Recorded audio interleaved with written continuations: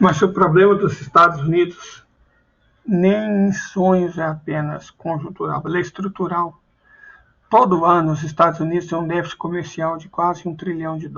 Quer dizer, eles importam muito mais do que exportam. Isso acontece por dois fatores. Primeiro, porque a base industrial dos Estados Unidos declinou muito. Segundo, declinou porque eles simplesmente transferiram as indústrias para outros países. Então, eles têm que importar de empresas deles mesmos, certo? Então, isso cria uma situação econômica inusitada, no qual os sócios das empresas, os acionistas, ganham dinheiro, mas a maior parte da população compra bens baratos e fica sem os empregos para garantir o salário que permite a compra. Então, como resultado disso, o salário médio dos Estados Unidos hoje é praticamente o que era em 1977, mesmo tendo passado 45 anos. Isso significa que, se você considerar a inflação, um americano médio hoje ganha 1/3 do que ganhava, ou 1/4 do que ganhava 45 anos atrás, certo? O salário dos Estados Unidos sofreu quedas brutais. E isso fez com que o padrão de vida do americano médio despencasse enormemente. Não podendo ganhar o suficiente para comprar, o que o americano começou a fazer desde então?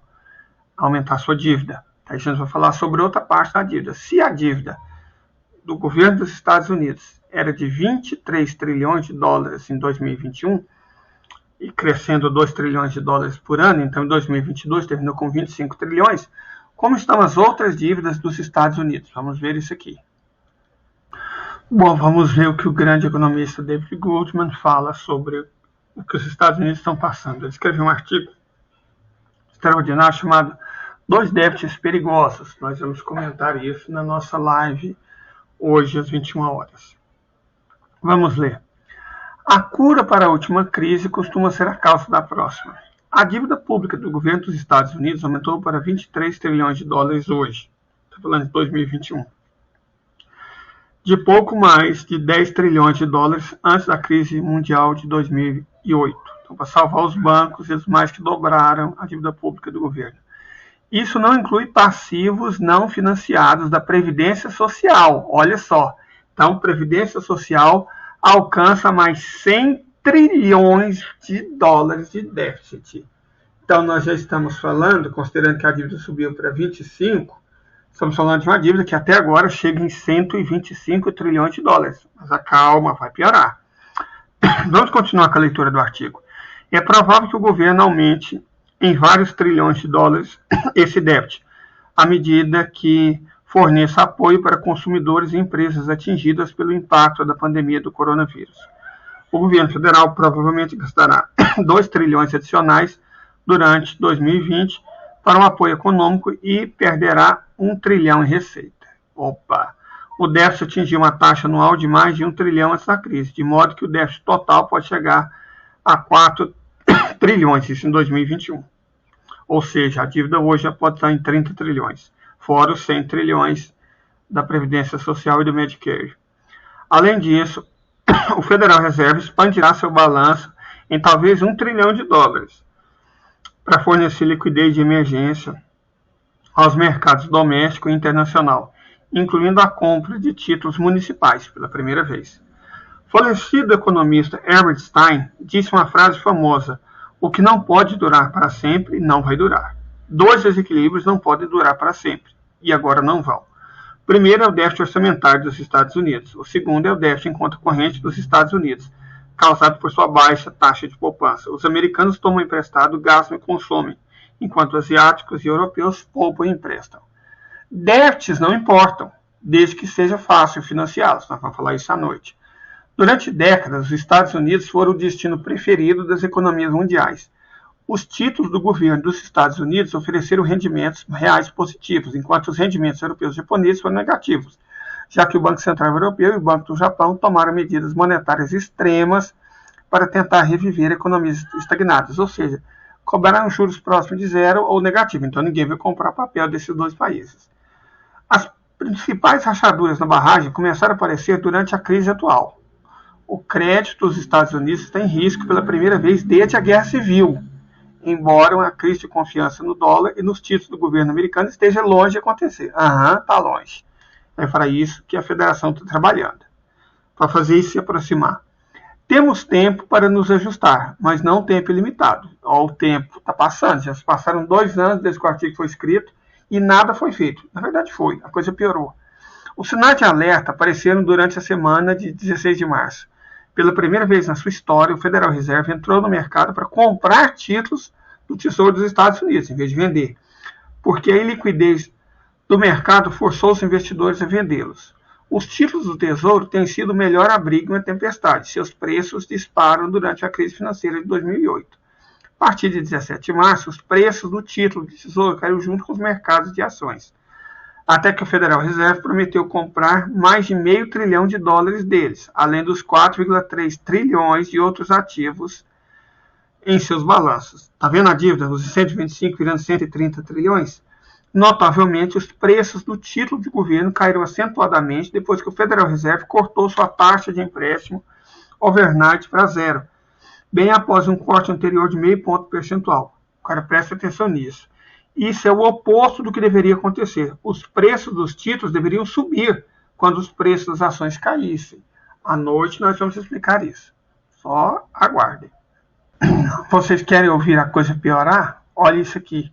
Bancos estrangeiros tomaram emprestados cerca de 12 trilhões de bancos americanos para financiar a rede cambial para detentores de títulos cambiais, aproximadamente o valor do déficit acumulado em conta corrente nos Estados Unidos nos últimos 30 anos.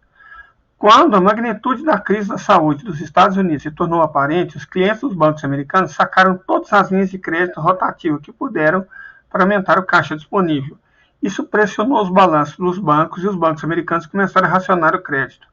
Seus clientes bancários no exterior achavam proibitivo o custo da renovação de empréstimos de curto prazo de bancos americanos e cobravam de seus clientes quantias exorbitantes para renovar hedges cambiais na carteira de títulos americanos. Esses clientes, incluindo seguradores de fundo de pensão, responderam liquidando títulos americanos, ou seja, vendendo títulos dos Estados Unidos. Alguns dos ativos mais seguros, especialmente os títulos lastreados em hipotecas garantidas por agências federais dos Estados Unidos. Assim, o Federal Reserve forneceu empréstimos em dólares a bancos centrais estrangeiros, por meio de linhas de swap, permitindo que esses bancos centrais estrangeiros fornecessem dólares a seus próprios bancos, para impedir a liquidação de ativos americanos por investidores estrangeiros e restaurar a ordem nos mercados de valores imobiliários americanos. Isso soa com uma máquina de Rube-Goldberg. Gente, máquina de Rube-Goldberg é aquela que faz um mecanismo ultra complicado para fazer uma tarefa simples, igual em desenho animado. Presta atenção no que vem a seguir. O regime de taxas cambiais flutuantes gerou um mercado de 100 trilhões de derivativos cambiais. Opa, mais 100 trilhões acrescentado aos 130 trilhões que a gente já viu. Alguns tradicionalistas monetários, como Steve Forbes, por exemplo, defenderam o retorno à estabilidade monetária com base em um preço fixo do ouro para dólar. O excesso de hedge é tão grande que representa a ameaça de uma avalanche nos mercados de valores imobiliários em dólar. Gente do céu! Se não, quando isso estourar, não queira estar debaixo. Mas continuemos. Se os Estados Unidos reduzissem seu déficit em conta corrente, revivendo a indústria de alta tecnologia, que tem produtividade inerentemente alta, está vendo por que a gente não deve investir em agronegócio? Produtividade é baixa.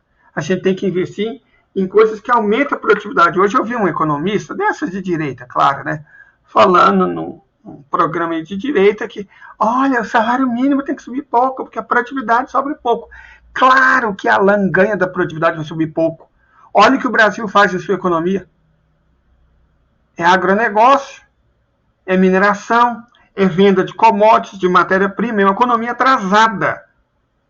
Somente uma economia evoluída e desenvolvida, de alta tecnologia, tem ganhos reais de produtividade expressivos. E aí os salários aumentam. Enquanto a economia for atrasada, a produtividade vai crescer muito pouco. Foi isso que destruiu o Império Romano, inclusive. A baixa, quer dizer, na verdade a produtividade lá nem crescia, ela caía. E o Império Romano entrou no seu fim. É assim que funciona na economia mundial desde que ela surgiu. Então, a produtividade do trabalho tem que crescer, mas isso não vai acontecer se os setores da economia forem atrasados. Ou seja, o agronegócio será a nossa ruína, como foi o da Argentina. À noite nós vamos debater isso. Nós vamos continuar. Por outro lado, uma política industrial centrada em geração de empregos em indústria de baixa produtividade teria um efeito inverso, tá vendo? É exatamente o que acontece no Brasil. exatamente definiu o que acontece no Brasil. A política industrial convencional tende a subsidiar indústrias ineficientes às custas do público. Brasil. Mas o apoio do governo para pesquisa e desenvolvimento básico no modelo Kennedy-Moonshot ou da Iniciativa de Defesa e Estratégia Reagan colocou no passado um vento a favor do crescimento da produtividade. No Brasil, se investe no mais atrasado e menos produtivo setor da economia, mineração e agronegócio. Essas questões foram abordadas em um simpósio recente patrocinado pelo Instituto Claremont, em resposta à proposta do senador Marco Rubio. Abordar as causas do déficit americano não pode ser mais adiado. A forma como os abordamos também, e isso será decisivo para a futura saúde econômica dos Estados Unidos. Eles não têm futuro. E nós também, se continuarmos nessas bobagens, também não teremos. Então, quando eu falo, qual que é a perspectiva do Brasil para 2023? Gente, nós temos problemas enormes para resolver. Está aí. E quem está falando? Eu não. Quem está falando é um dos maiores economistas e financistas americanos. É isso.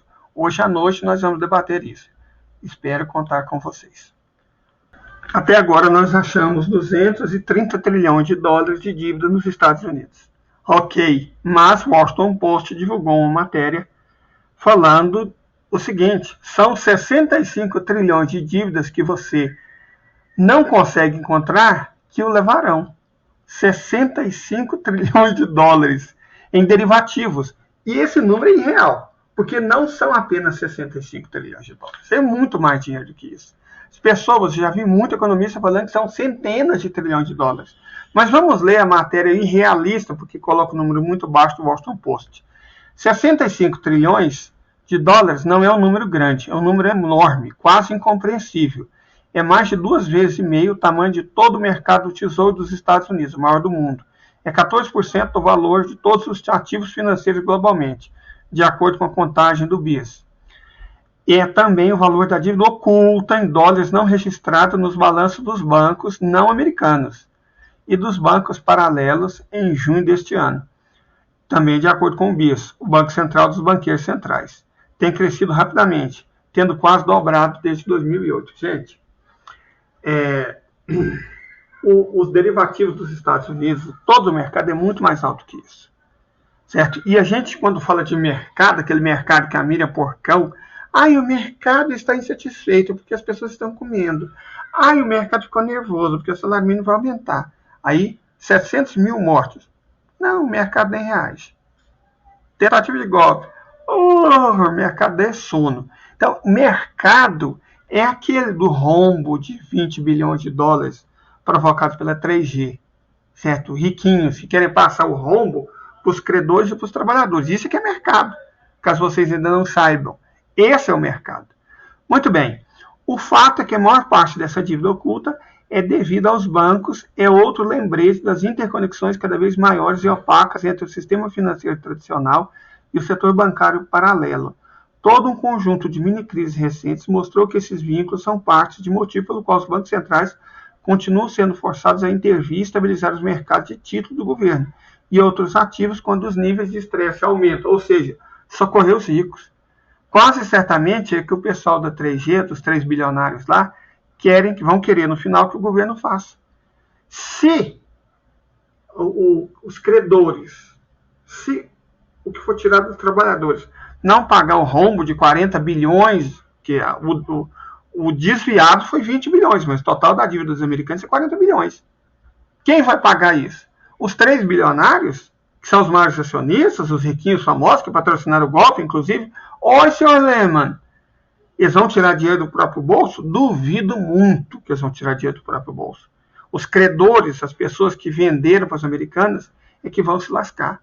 E o público, o brasileiro que paga imposto, é que vai se lascar.